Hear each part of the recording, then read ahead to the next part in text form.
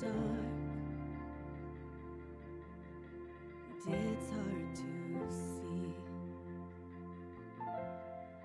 what you are doing here in the ruins, where this will lead. Oh, but I know down through the years,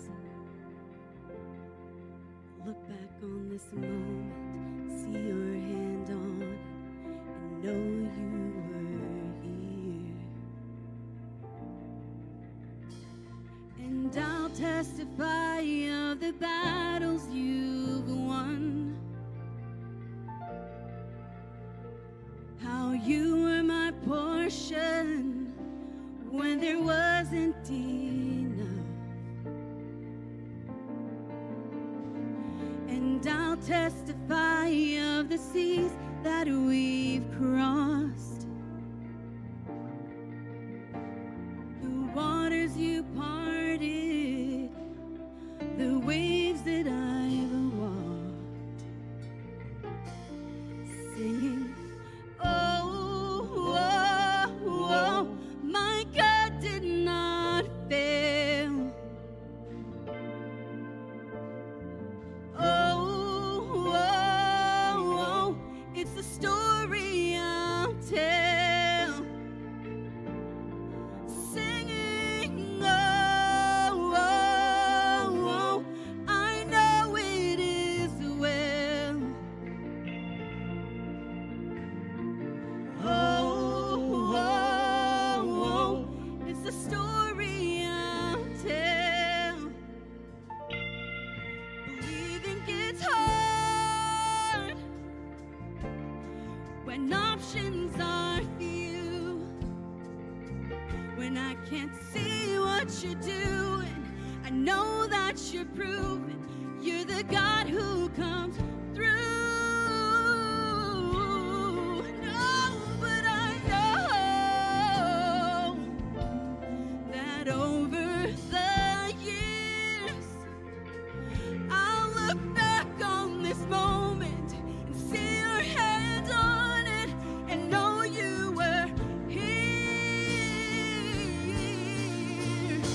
And I'll testify of the battles you won. Oh, how you were my portion when there wasn't enough. And I'll testify of the seas that we crossed, the waters you parted, the waves that I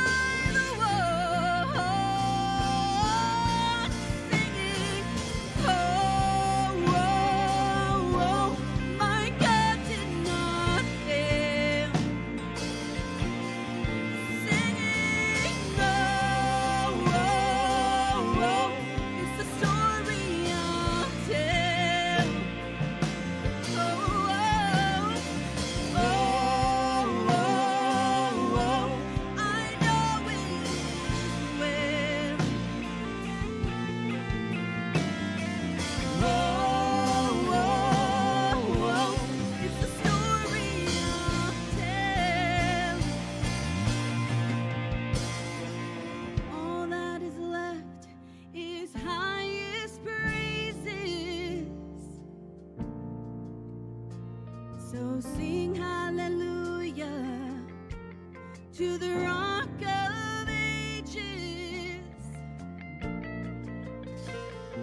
And all that is left is highest praises. So sing hallelujah to the Rock of Ages. Oh, oh, oh, my God did not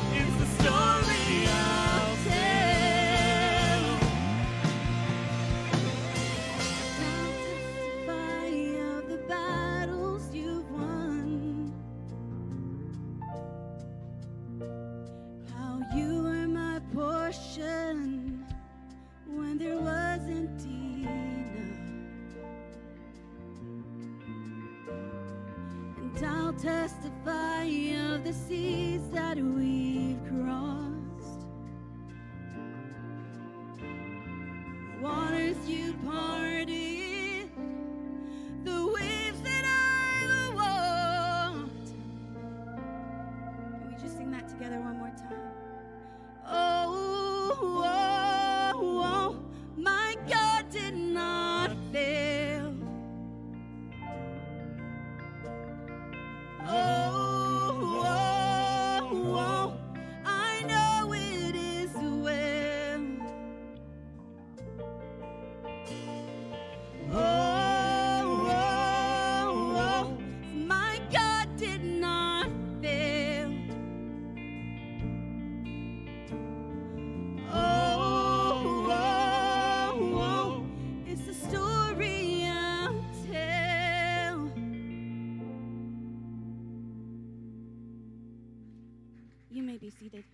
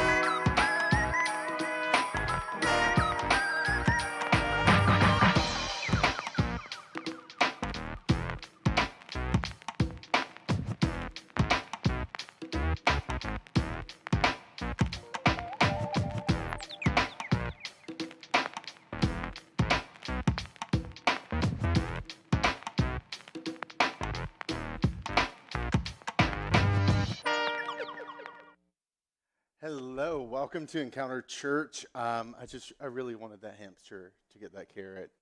It's like, keep going, buddy. You're going to make it. Actually, you never will. You're in a trap. So my name is Chris Causey, and today we're going to be kicking off a 2-week series called Chasing Carrots. If you were here last week, Dallas did a phenomenal job from what I've heard from you guys. We were out of town, so I haven't been able to listen to it, full disclosure, but people are like, man, that was awesome. And so we're really excited.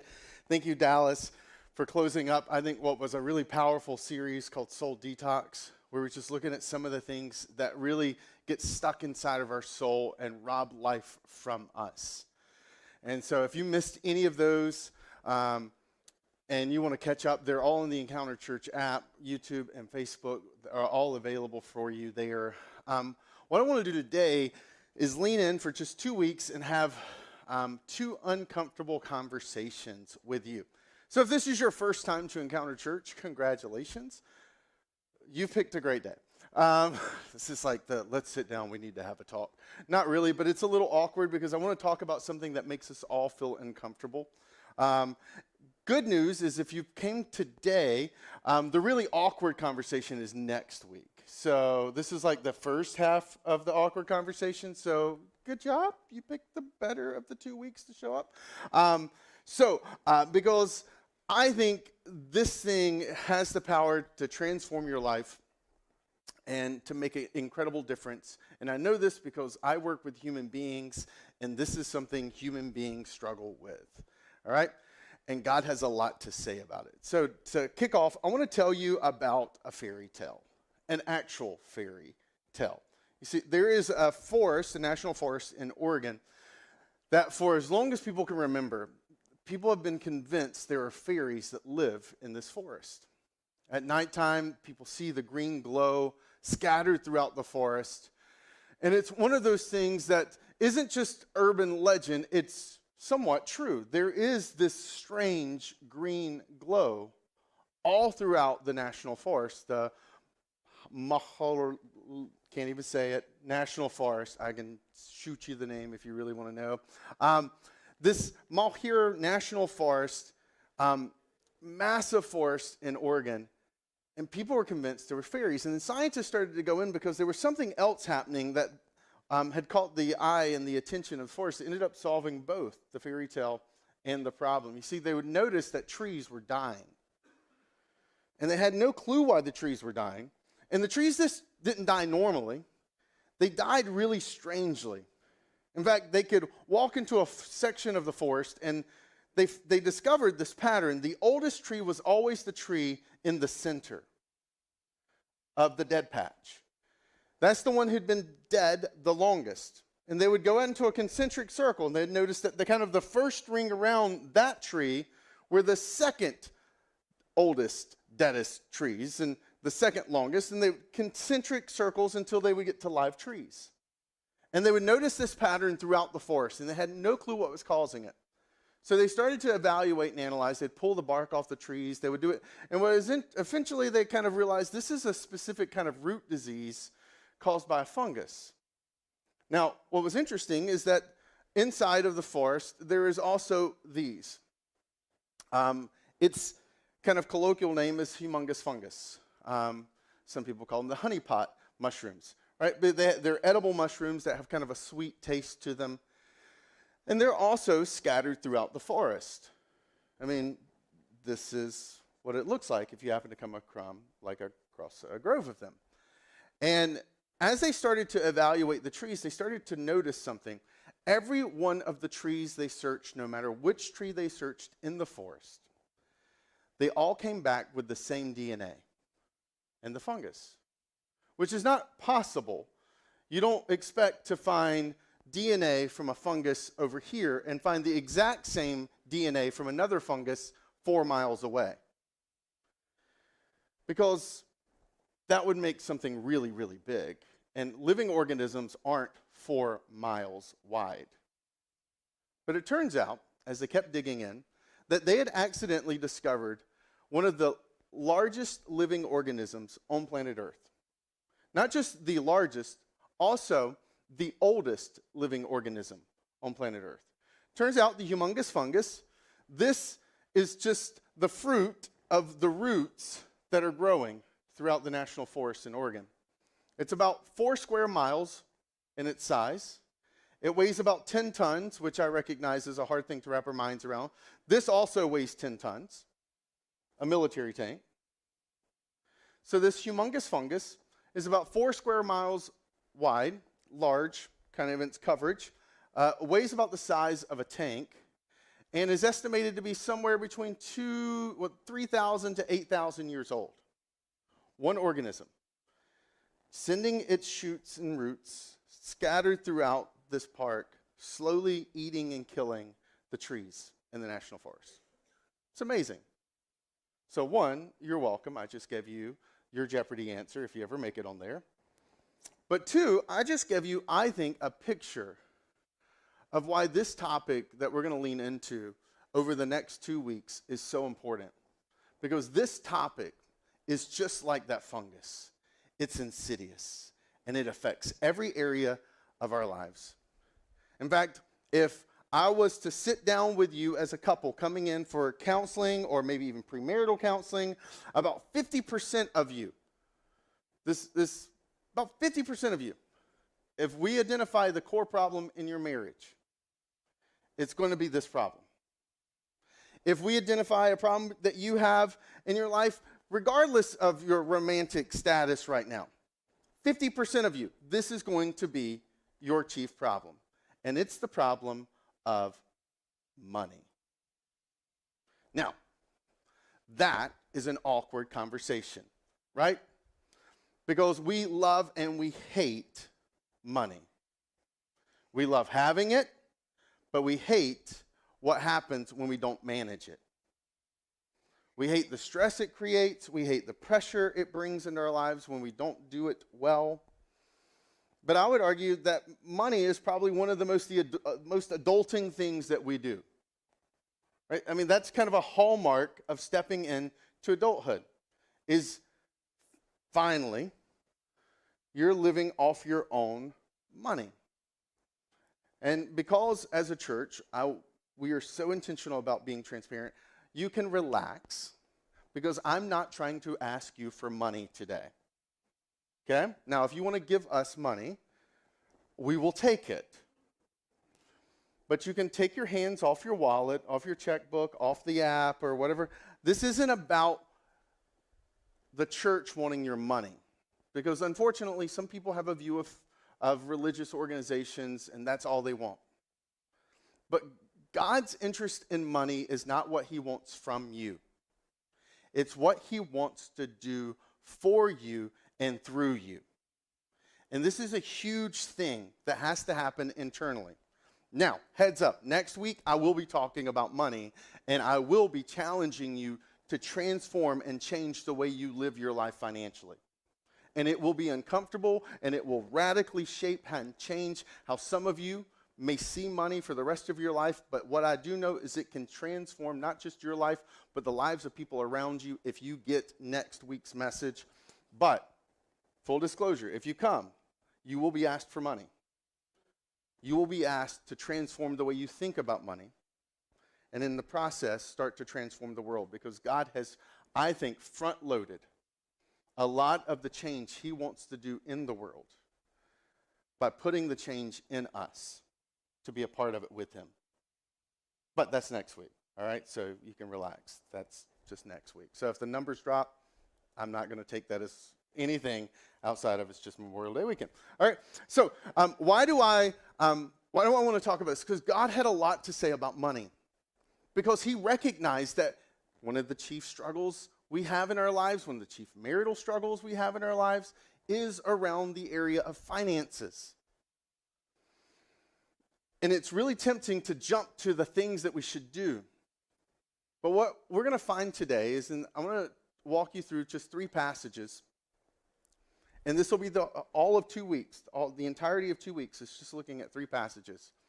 Because Paul, who is one of the most prolific writers in the New Testament, one of the most famous Christians, second to Jesus, is speaking to his protege, a guy he's mentoring, and he's unpacking for him what he needs to do and how he needs to lead people. Because Timothy, his protege, is leading in an area where people did not grow up exposed to any religious concepts around finances.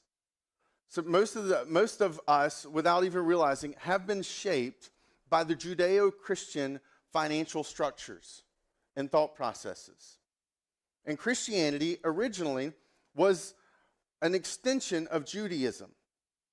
When Christianity began, it was the fulfillment of Jewish prophecy.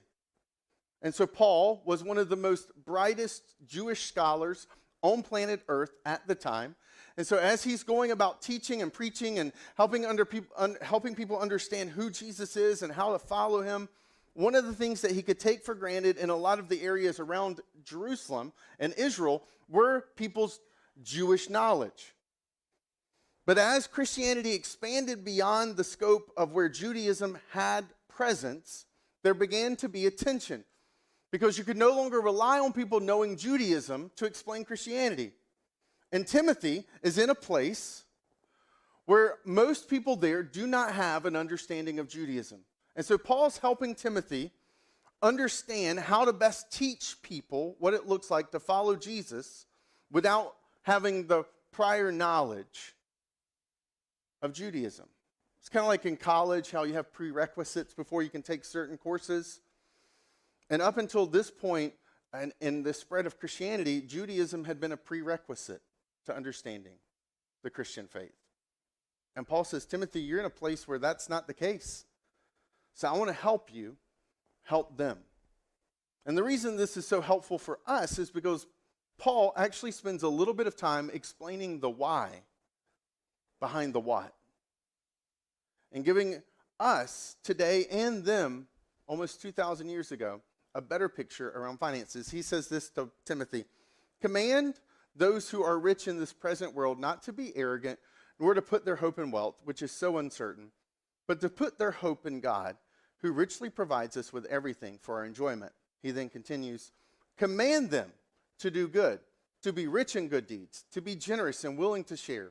In this way, they will lay up treasures for themselves as a firm foundation for the coming age, so that they may take hold of the life that is truly life. So Paul gets to Timothy, and he's like, Timothy, this is really strong. I need you to lean into this hard with people, because this is going to be an area they've never thought about in faith before. We take for granted the idea of giving and philanthropy. But 2,000 years ago, the concept of giving and philanthropy did not exist.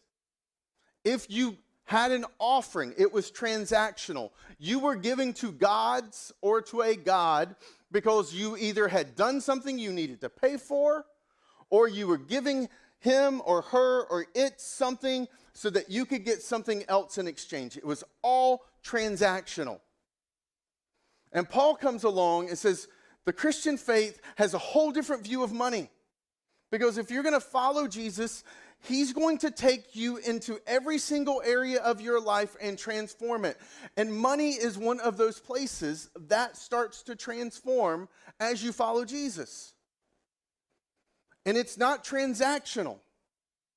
One of the most damaging things to people is when they think they can give God money and God's going to give them something. That's a damaging thing. If I can just press in and make some of us feel uncomfortable, because remember the next 2 weeks is just about making you feel uncomfortable. There's a passage in the New Testament where Jesus goes into the temple and he throws over the tables because he gets so mad. And I have to confess, sometimes when I go into churches, and I'm not disrespecting any tradition, but I'm just being honest with you, there are some churches I walk into and I want to flip over their tables because I see candles and I see boxes. And the idea is if you go light that candle, you need to put a 20 in that box. And if you put a 20 in that box, then you can light that candle, then God's going to hear your prayer. That is a lie.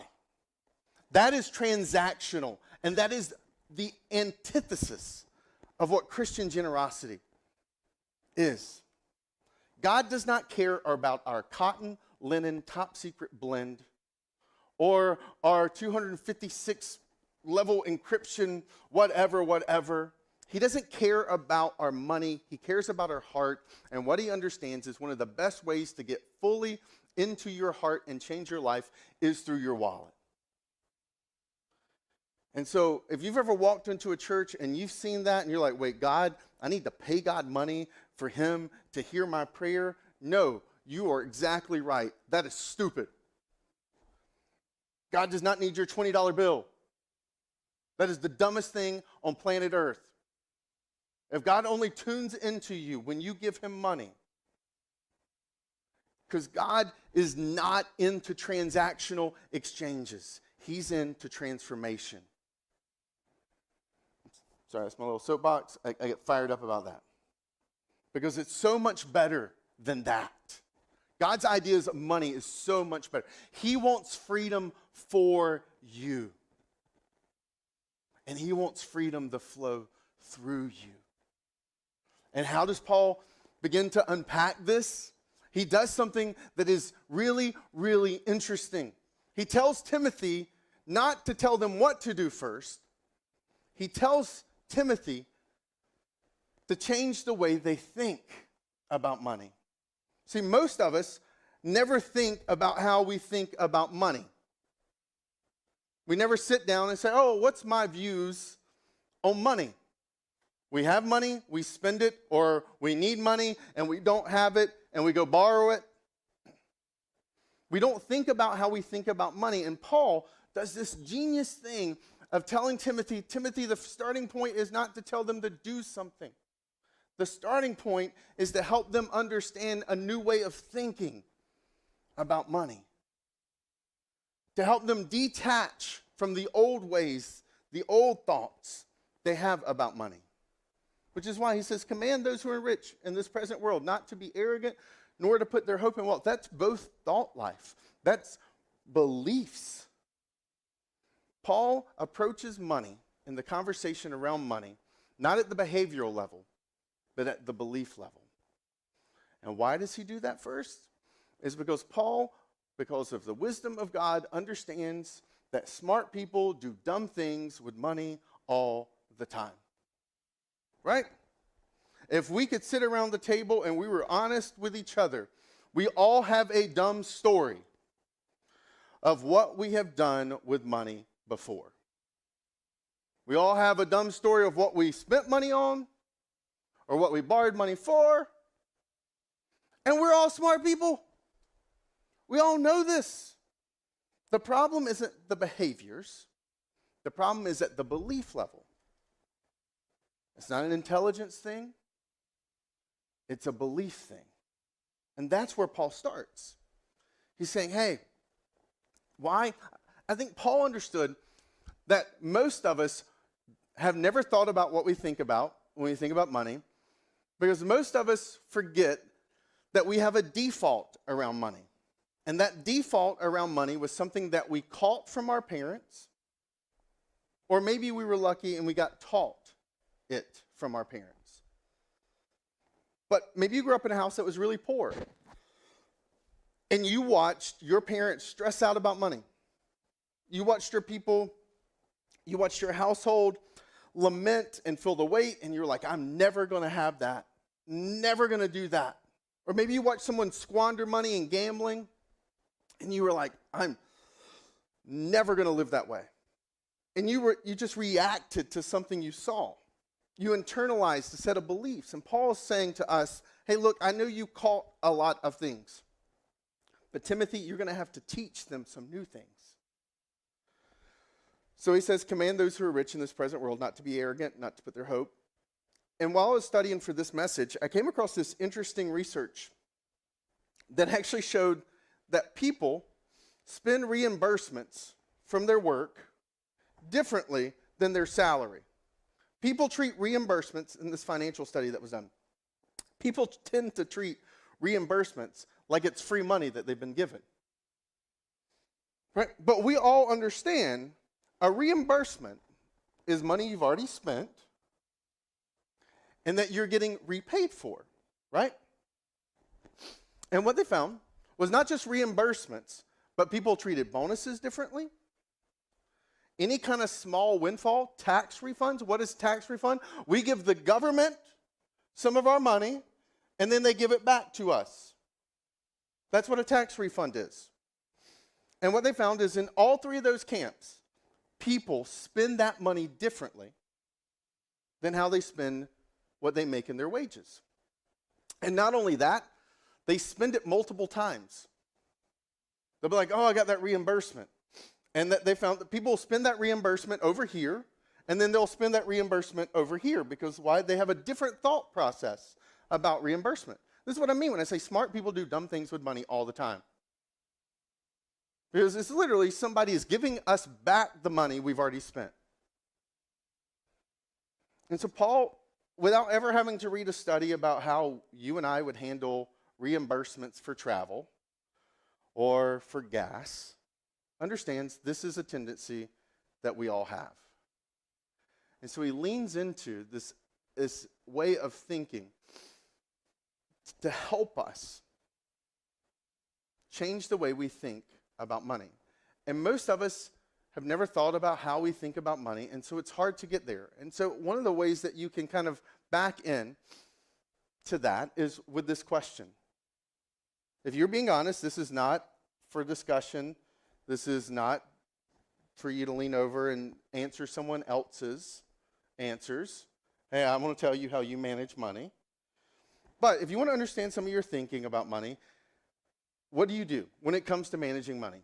What three words best describe you? Disciplined and diligent, focused and a plan, burning a hole in my pocket, managing what? You know, I mean, like, when it comes to you and managing money, what three words come to mind?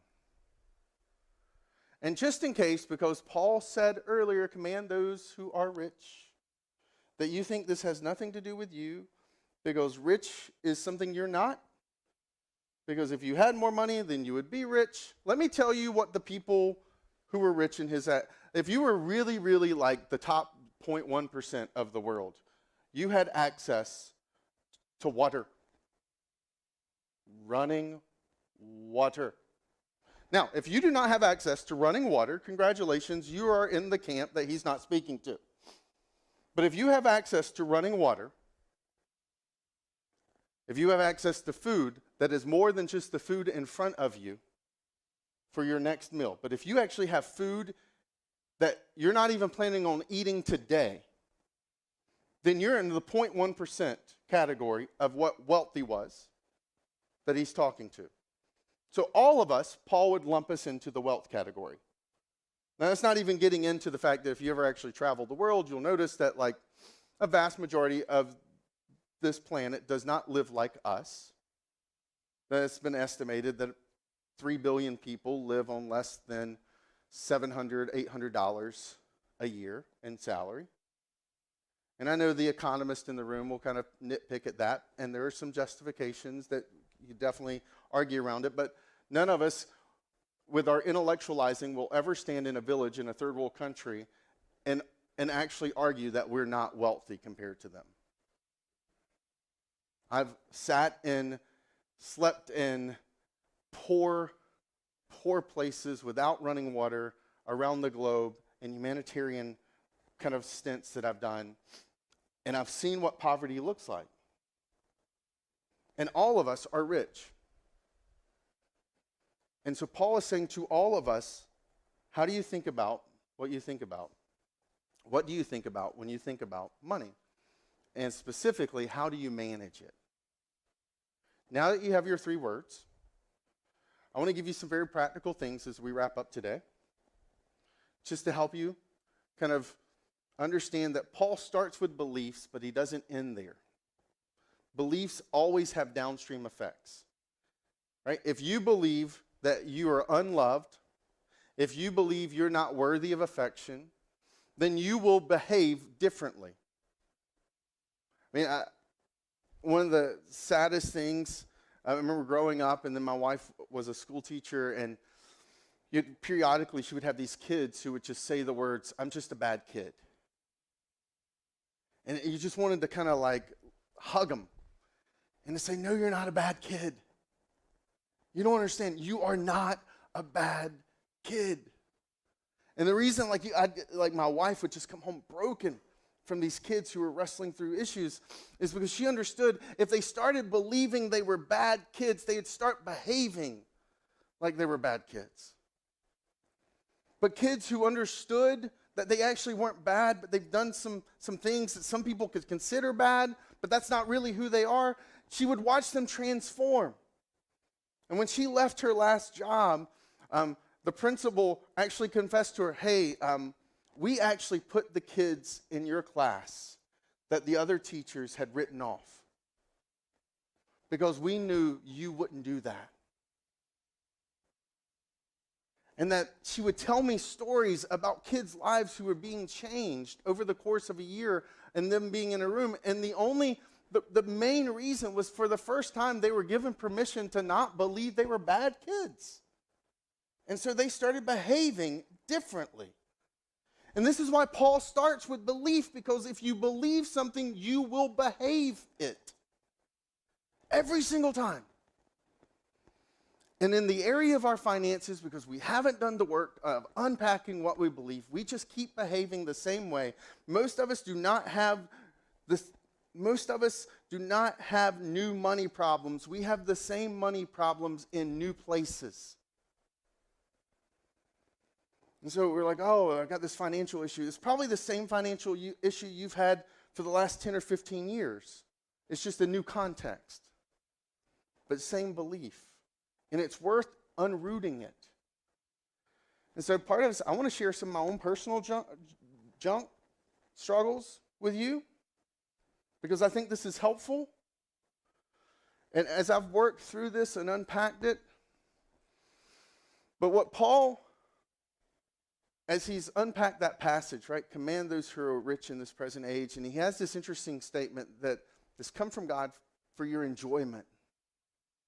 Here's how I want to start this takeaway section for you. Whatever just came to mind when you thought about the 3 words, I don't want you to feel guilty. I want you to focus on being responsible. And the word responsible is important there, because Paul, when he says command those who are rich in this present age, he says to them specifically, right, that God, who's provided everything for our enjoyment, he does something in that phrase that completely transforms the way we think about money. money has come from somewhere, and it didn't originate with your employer or some inheritance you got from your family. The original source of those resources was God himself, who provided. And if God is the one who gives, then that means that we are money managers, that we have a responsibility.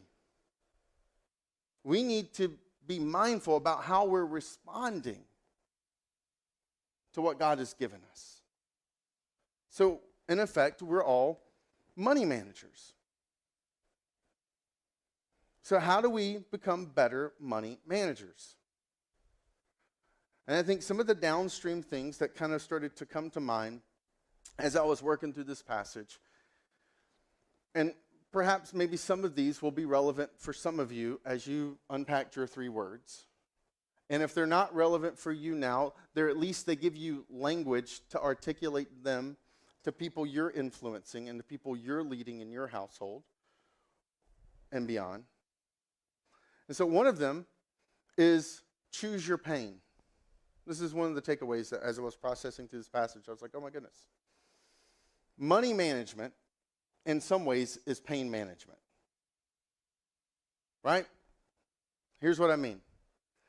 It's either the pain of self-control or it's the pain of having no control. You're either going to have the pain of self-control of saying no to that purchase or no to that vacation, or you're going to have the pain of having no control and drowning in debt, being underwater on a vehicle or a house, or being constrained by previous moments of no self-control. But money management is pain management. The choice you have is which pain. I say this because this was something I have very clearly experienced in my life. If I'm being honest, there have been some painful moments in my life around money, around no control. I grew up really poor, didn't have access to money. Then I go off to college, and people are giving out free T-shirts to sign up for credit cards. And I'm like, I want a free T-shirt, and then I can go into a restaurant, and I can swipe something and eat something, and I don't have to pay for it right then. I'm like, what is this magic that I've just experienced? Never experienced that before, right? And this wasn't something I'd ever exposed. Like, this was not in my radar. This was not something I'd ever thought about. Like, the concept of credit was not on my, it's just not in my lesson plan from life. We grew up barely making ends meet. Now I'm going to college, and a lot of my college is being paid for, and not only do I have excess money, now I've got this magical card that lets me buy anything I want right then and have it right then without having to pay for it right then. And then eventually, I started getting bills with minimum payment requirements. And the problem was the minimum was bigger than what my maximum payment ability was. And then you go in, after you live with that for a while, and there was a point where I just stopped paying it because I had no money to pay it. And the very early years of me starting out financially as an adult, I had the worst credit score because I just quit paying it because I couldn't afford it. Didn't even have a box for it. And it created this extreme agony of pain. Because now I meet this incredible girl, and I'm like, oh, by the way, yeah, you're not just marrying me, you're marrying my credit score too. And I'm pretty sure that it doesn't help you that you've hitched your life with me, and I'm like negative in my credit score over here. Why? Because no one ever sat me down and said, Chris, money management is pain management. Choose which pain. And I can tell you, as someone who sits down with couples who process through pain, never had a couple who came to me and said, man, I really need to discuss the self-control pain we're experiencing in our finances. because we're consistently saying no to some things in our lives, and we're living within our means. This has created a lot of financial freedom, and it's really frustrating me. Never had that couple sit down across from me. What I do have is the couples who sit down for me and I'm like, I've been living at 110% of my salary, and I can't afford what that 10% has grown into because it's not free. There is no such thing as free money.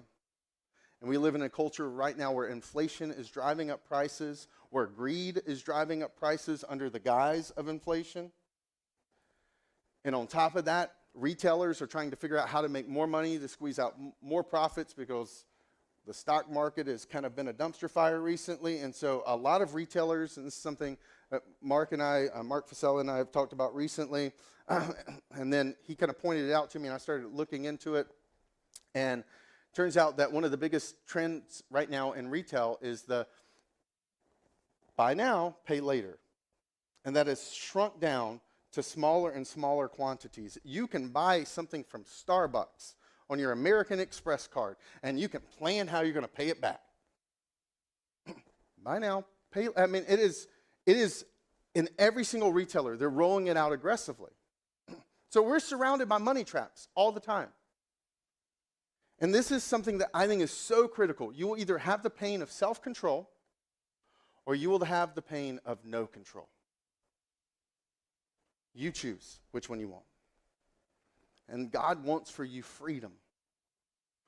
The other one is a Dave Ramsey quote, but I think it sums up the other downstream effect of what Paul's going to talk about. And I'll kind of connect the dots a little bit more next week of why this one specifically. But is to act your wage. Right? I mean, like, SNL did this skit years ago that was so funny. And it was called, is there financial freedom? Course that they were offering, and so it's this whole spoof of a financial freedom course, and it's like, are you overwhelmed by debt and finances? Do you feel constantly trapped by money struggles? Then we want to invite you to purchase our brand new money course, Don't Buy Stuff You Can't Afford. And the couple's like, what? He was like, so how does this work? Well, you don't buy stuff you can't afford. But let's say I want a boat. Well, do you have money for the boat? No. Well, then don't buy it. And it's like this whole skit, and people are laughing. And I was like, oh my goodness, that is totally us. We buy stuff we can't afford because we don't act our wage. We look at our friends, we look at Instagram, we see where they're going, we see what they're doing. There's a new term that's come up right now called revenge vacation. Where people are just like, they're like overspending money on vacations right now because they want to go places because they felt stuck. So we see what people are doing, and we're trying to act other people's wages. Or if we're being honest, we're trying to act other people's debts. Because they put that on a credit card because they couldn't afford it either. Because they never subscribed to the Don't Buy Stuff You Can't Afford curriculum. And this right here can change your life. If you just act your wage, you will get to the end of every month and you will have money left over. Now, the pain piece, the Christianity piece, set the stage for where we are financially. I'll just be transparent with you. I believe that when you start to follow Jesus, it affects how you live out your finances. One of the most practical measures of your spiritual maturity is your bank account and how you spend your money. If you want a picture of where you are spiritually, it is not the whole picture, but if you want a glimpse of your spiritual maturity, let's talk about how you spend your money and where you spend your money. Okay? I'll get into that next week, all right? But it's a great indicator. And this is one of the things where I discovered, becoming a Christian, that the baseline, this is what I was taught, is 10% of whatever you make. You give it back to God. I was like, okay. I guess I'm supposed to do that because I'm pretty sure I'm supposed to obey God in every area of my life. And if he says, do it over here, then I also see that he says I shouldn't have an affair or I shouldn't lie or I shouldn't, fill in the blank. So if I'm going to do this, I should probably be doing this. If not, I'm being hypocritical. So we started doing that. We give over 10% of everything we make to the local church and to other ministries and nonprofits. 10%. You mean when things are going well? No. The first thing that we do is we give over 10% of what we make away. Don't even keep that. That means when you factor in what we're tax bracketed, which is roughly about 20% when you include the state, or a little over 20%, that means that our family makes about 70%, has about 70% of what I actually make. After we give to God in our generosity, and then we give to government our taxes. Then we do something crazy, because I actually believe God understands that life is better lived with margin. Right? Have you ever noticed if you're stressed, oftentimes it's tied to you don't have margin in an area of your life you're stressed about? If you're financially stressed, it's because you don't have financial margin. If it's stressed, you don't have schedule margin. You don't have emotional margin. You're going through a bunch of things. You're under the pressure. Margin makes life better. And I know some of your financial journeys, and some of you are heroes because you're living out this idea of margin in a way that gives you breathing room and allows you to make a difference. And so for us, our family embraced that. So over 10% of what we make, we also save. Why? Because I understand that there are going to be unpredictable things that are going to happen. But you can't predict them. No, I can't, but I know they're going to come. You can actually plan for the unpredictable. Your tire will go flat. Your car will break down. Your kids will need braces. You will have to make some emergency trip because a loved one passed away. You can plan on there being unplannable things happening in your life this year. So you just build them in. This acting your wage, taken through the filter of beliefs, through behaviors, actually starts to create margin in your life. And so our family lives with margin. And that we didn't get there overnight. But I'm telling you, there's something freeing about knowing if my 2003 Buick LeSabre breaks down. I'm not joking. I'm not stressed about it. I love my car. All the old men wave at me because they think I'm an old woman who's single. And I have to be like, not today, I'm taking it. Right? I love my car.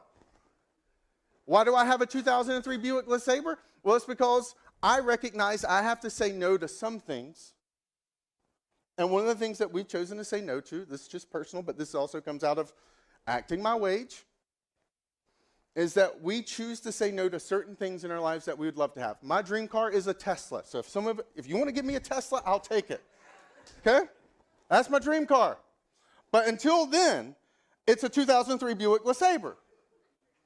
But if my car died today, tire blew out, brakes needed to be replaced, I wouldn't want to spend money to do it, but I've got the money for it.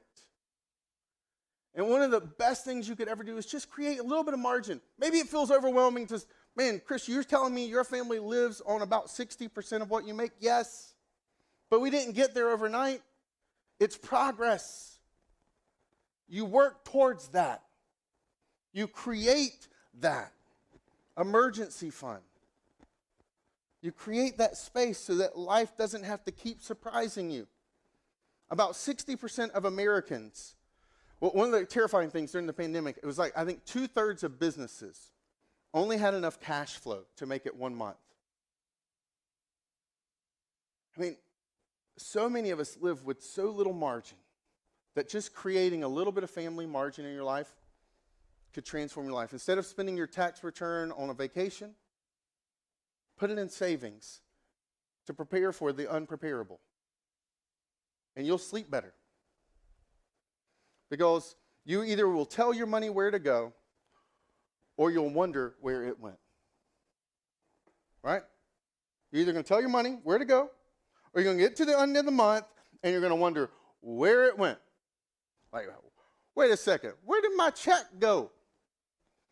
Well, your check went to that restaurant and that movie and that download and that thing and that credit card. but you didn't tell it intentionally where to go. But money is a lot like children. They just kind of, it's got a mind of its own. And you got to rein it in, tell it where to go, instead of wondering where it went. And that while we can't predict it, we can't expect it, and that margin will transform our lives. Now, that's just the practical takeaways of what happens when we start to understand what God thinks about money, and we start to adopt and adapt to how he thinks about money.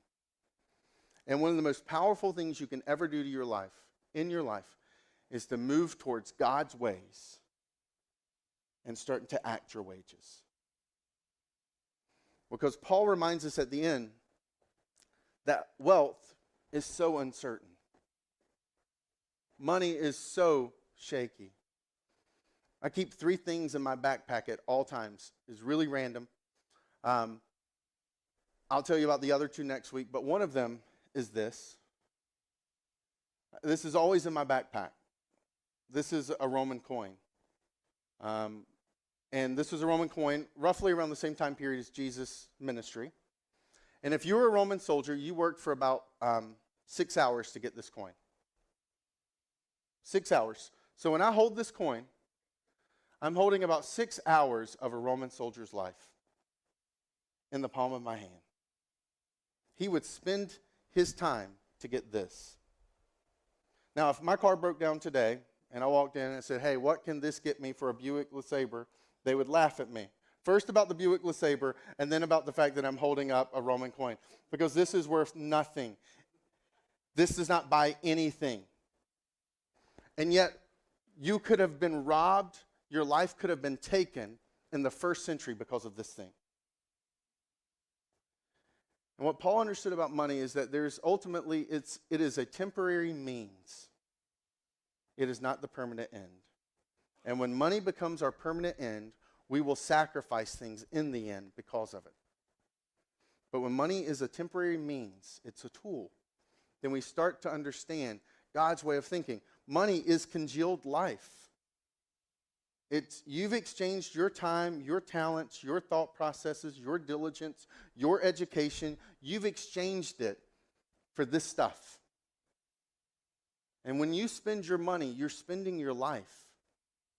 And Paul understood that. And Paul's point is like, where are you spending your life at?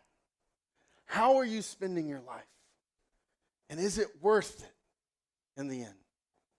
Because one day, the things that we have fought and stressed about, archaeologists will dig it up and it'll be worthless. Because it's temporary. It's a tool.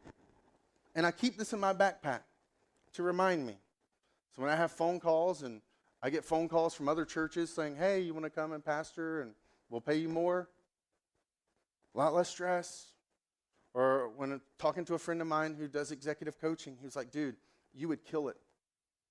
Hey, you took me through a process 3 days ago where he flew in. I took him through this life planning process. And then he called me a few weeks later. He's like, hey, that process you took me through, I just took somebody through it, and they paid me $3,000 for it. I did it for free for him. He's like, you'd be so good at this. You'd make at least 3, 4, 5 times what you make right now. I keep this in my backpack to remind me of the simple question, how do I want to spend my life? Because money is congealed life. And what do I want to spend my life on? And I think Encounter Church, I think what God is doing through Encounter Church is one of the best ways I can spend my life. And the question Paul has for us is your hope in this, or is it in him? And Melissa put that so beautifully in words with the song right before I came up. Right? And she's like, God's been so faithful. And I recognize for some of us, right now, the idea of financial management feels so out of the ballpark because we feel so financially crushed about where we are. And my encouragement to you is just a reminder of where God has been before in my life, and He's probably been before in your life, is that He can provide for you. He can take care of you. He may not meet all the niceties that you want in your life, but he can meet the necessities and the needs of your life. Like, look, you don't get this because God hasn't met your needs. God has been faithful before. He's brought you this far. And he can do it. Because the beauty of thinking about money as a spent life naturally draws us back to where Paul ultimately rooted and sourced all of his theology from. Jesus.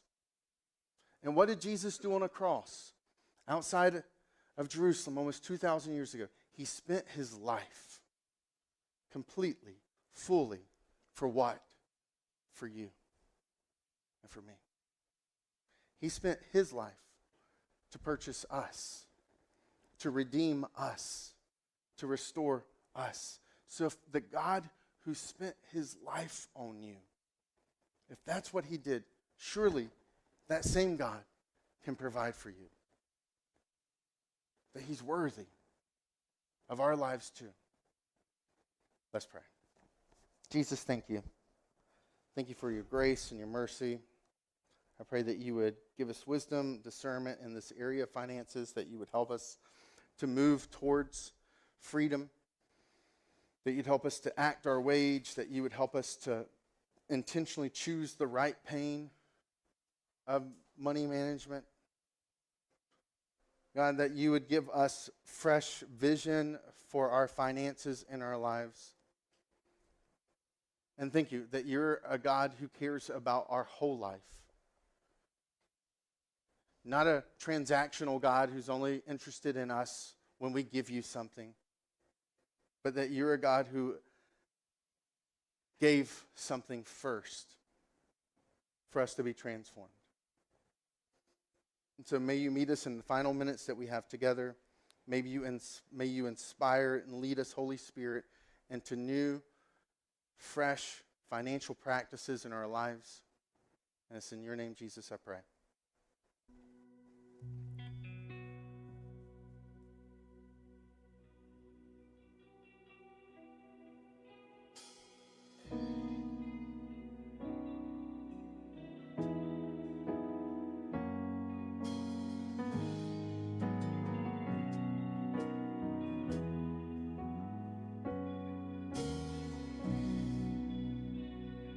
Was my cross you bore, so I could live in the freedom you died for. And now my life is yours, and I will sing of your goodness forevermore. Worthy is your name, Jesus. You deserve the praise. Worthy is your name. Worthy is your name, Jesus. You deserve the praise. Worthy is your name.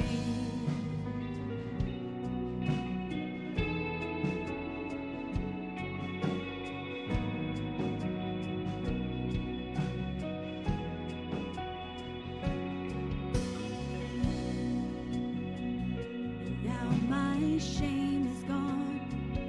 I stand amazed at your love undeniable.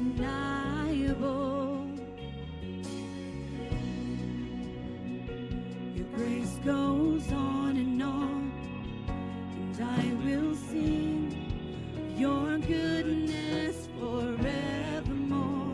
Worthy is your name, Jesus. You deserve the praise. Worthy is your name. Worthy is your name, Jesus. You deserve the praise.